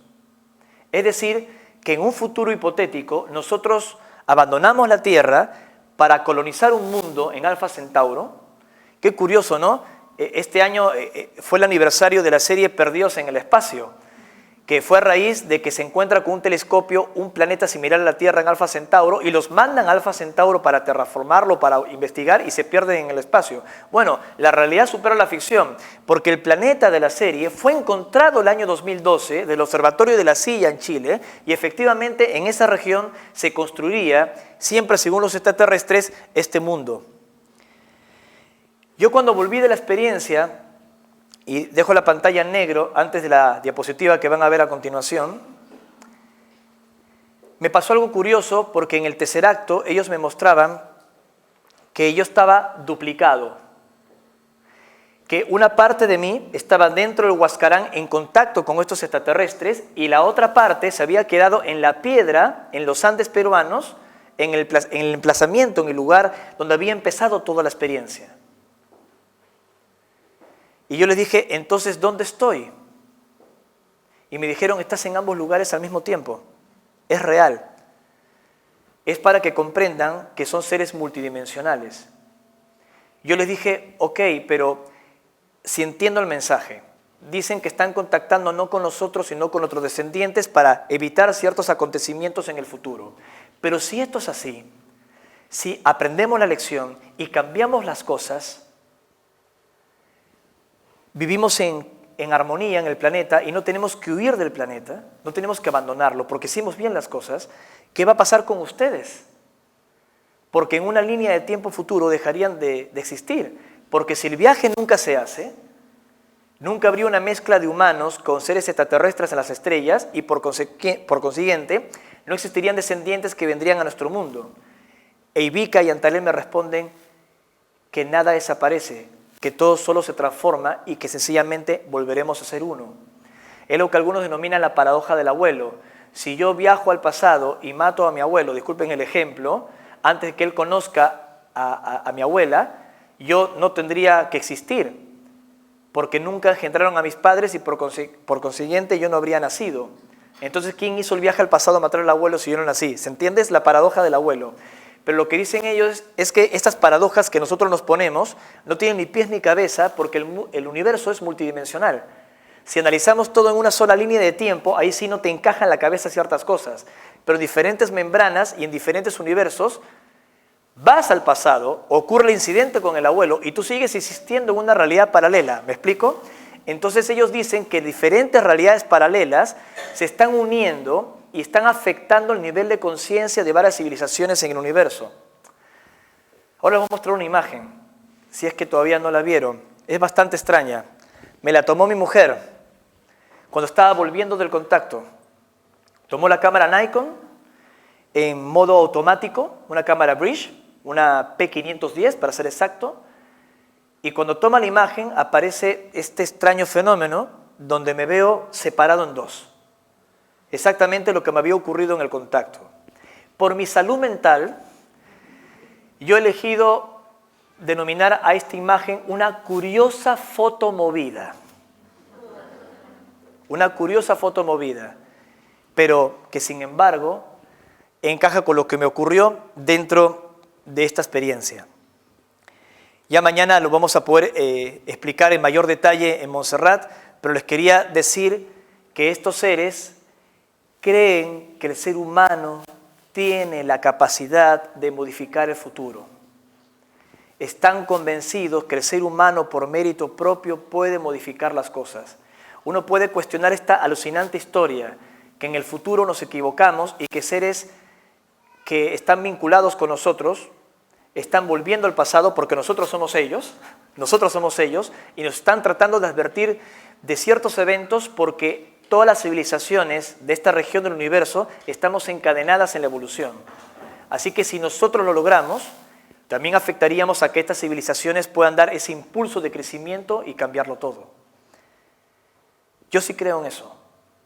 Si no, no estaría aquí en Barcelona hablando de esta historia, exponiendo mi intimidad y contando una experiencia que yo podría habérmela guardado para evitar el escarnio, pero si esto me ocurrió y como estuve con ellos y les he sintetizado muy brevemente la experiencia, creo que al final comprenderemos que ese asunto del tiempo es muy clave. Por eso vivamos en conciencia y no nos olvidemos que nadie ni ninguna fuerza de este planeta puede ser dueña de nuestra mente, ni de nuestro tiempo. Si nosotros somos dueños de nuestra mente, de nuestra libertad, de nuestro espíritu, somos dueños de nuestro tiempo. Y no hay ninguna circunstancia planetaria que nos puede quitar eso. Recuerden siempre ello. Si eres dueño de tu mente, eres dueño de tu tiempo. Si eres dueño de tu tiempo, eres libre. Y creo que es la conciencia que hace falta para modificar las cosas. Eso es todo, chicos. Muchas gracias.